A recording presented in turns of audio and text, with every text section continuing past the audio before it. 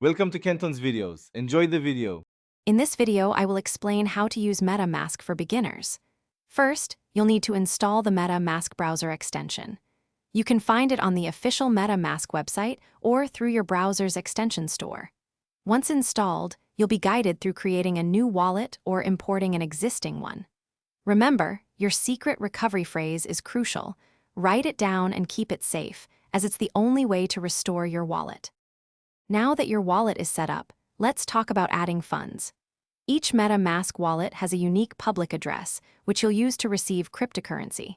You can transfer Ethereum or other compatible tokens from a centralized exchange directly to this address. Alternatively, you can use a decentralized exchange within MetaMask to swap tokens. Always verify the address before sending any funds to avoid irreversible losses.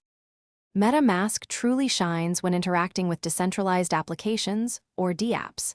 You can easily connect your wallet to countless dApps, enabling you to participate in DeFi, NFT, and more.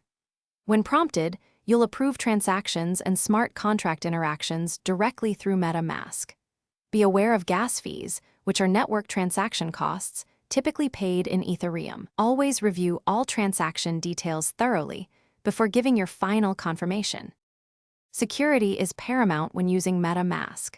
Your 12-word secret recovery phrase is the master key to your funds.